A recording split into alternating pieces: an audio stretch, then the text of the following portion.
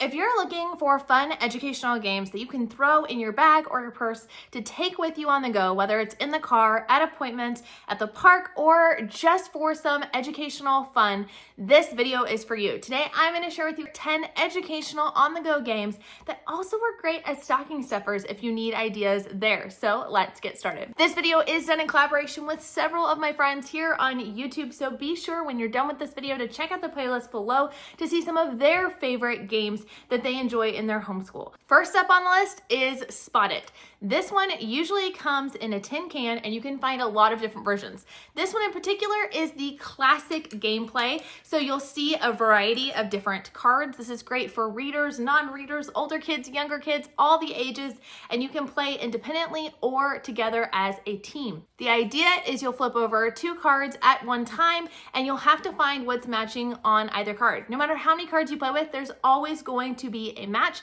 And if you check out the rule book, there's a lot of alternative fun ways to play as well. You can find ones that are themed around your kids' favorite characters or around even educational things like All About Animals, but these are usually incredibly affordable around this time of year, super easy to take with you, and not a lot of pieces. Second up is Word Spiel. This is a great one to sneak in a little extra spelling and vocabulary practice, but your kids won't even notice because they'll be having so much fun. The idea with this game, it's created by the same creators of the game Set, if you're familiar with that.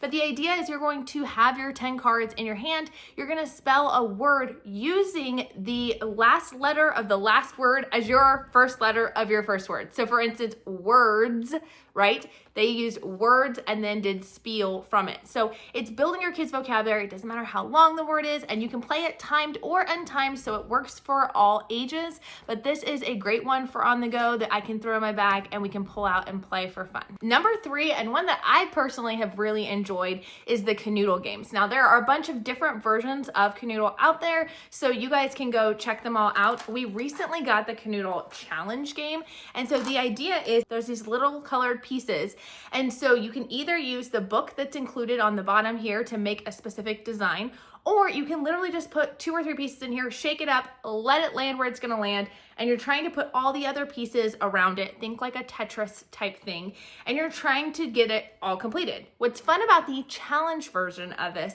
is that it has a timer built in, and so with this, you can see how fast you can do it if you're playing individually, or you can play with others and have a puzzle, try to solve it, then hand it off to another person, have them do the exact same puzzle in the amount of time and see who gets the better time. So this is just a really fun one. It's very, very easy for in the car and on the go, and my kids are really enjoying it, including my teens, which is not always easy to do. Speaking of teens, one of my favorite games as a teen, and this is actually my personal copy for when I was a teen, is Pass the Pigs. Now, it comes, I think, in different packaging now, because again, this one is I won't say how old. The idea is it's these 2 pigs and they have a dot on the side of them, and you're literally going to roll them. And then the way they land depends on how many points you get. So it comes with this little guide that tells you if it lands, side to side, it's 1 point. If one of them lands on its back, it's 5 points, and so on and so forth. And so you're trying to get as many points as possible. This one might not seem that educational. How can tossing pigs really be educational? But there's a lot of fun math involved. It's fairly simple, so your beginning learners can still enjoy it, but it's lots of fun and there's lots of laughter involved, and you can sneak a lot of math into the process as well. Speaking of things that you toss, another great dice game is Rory's Story Cubes. So again, just like Spot It, there are a lot of different versions of these. You can find them themed around specific themes. This again is the original set. And so it is a bunch of picture dice that you're going to roll out, and then you're going to create a story based on this. Again, this works for readers and non-readers, so it's really, really great. So it has things like a Viking helmet on it, a mountain, treasure, etc. And so you're gonna roll a couple of dice. You can roll all of them. You can roll 2 or 3 of them. That's what I usually do with my younger ones. And I have them roll them, and then they make a sentence or a story based on the pictures that they see. It's great for creative writing. You could actually use it as a writing exercise if you wanted to, but we usually just do it through like an oral narration. but this one really does have a million ways that you can play and learn along with it. Another great one is left, center, right, or LCR. This one is really simple. You're gonna have 3 dice in here that say left, that have an L, C, or an R for left, right, center, and then you're each going to get these little tokens or chips. You'll roll the dice and it'll tell you what to do with them. You're gonna move one to the left, one to the right, drop one in the center, so on and so forth. This one's great for working on left and right with younger kids.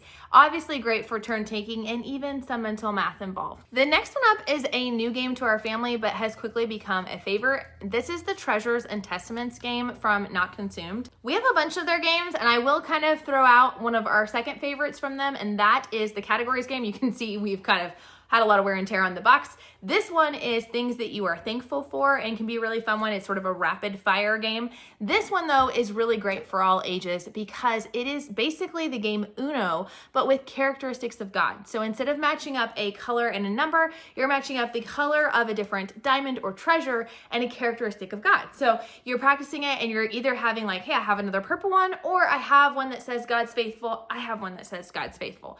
And so it has, just like with Uno, it's got different like wild cards so that you can name your own characteristic of God and so on and so forth. And so this one's really become a quick favorite and a great way to practice Bible and to practice reading and color matching and all sorts of things. So you're probably all familiar with the game Phase 10, but a lot of people don't know that they also have a dice game for Phase 10. I really like to get the one that's in the actual tin because then if you are using it on the go, you can always roll directly into the tin itself.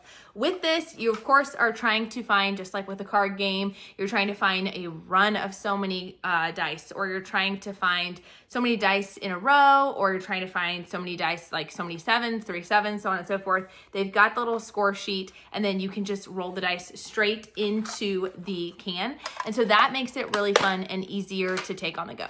Farkle, Yahtzee, other dice games like this are great for on the go. And yes, you can buy pre-made sets like this one. But also remember that with the dice games, you usually can buy a big set of dice on Amazon really affordably. I'll link some of the ones that we've gotten before, and you can make your own sets. You can usually find on Etsy or Teachers Pay Teachers, or just even Googling the different games. Oftentimes you can find the score sheets or the rules for those games, and then you can make your own sets. So we've done this before. We'll take an Altoid tin, or we'll take a baby food jar or something like that. We'll put the dice in there, throw in some of the sheets in there as well, so that we can have our own dice games to take with us.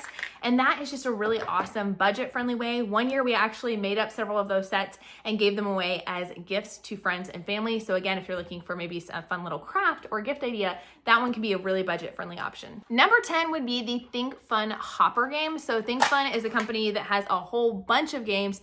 In fact, you can check out this video here to see more of the games that we love from Think Fun. And one of the best parts is many of their games can be for single player use or for multiplayer use. But this one is simple. You're going to set up the frogs in the design pattern that is on the card. And the idea is you're gonna hop one frog over another and you're gonna get rid of it just like in the game of checkers till you get down to one singular card. It's more challenging than it looks, but there are answer keys on the back. And this is just a great one for waiting rooms. It has storage all together, so everything stays nice and neat right there. And it's really great for either single player or multiplayer use if you want to challenge one another. Don't forget, if you're looking for more games, be sure to check out the link down below and see the collab of all the other great YouTubers sharing their favorite games. And let me know down in the comments if you have a favorite game you like to play with your family on the go.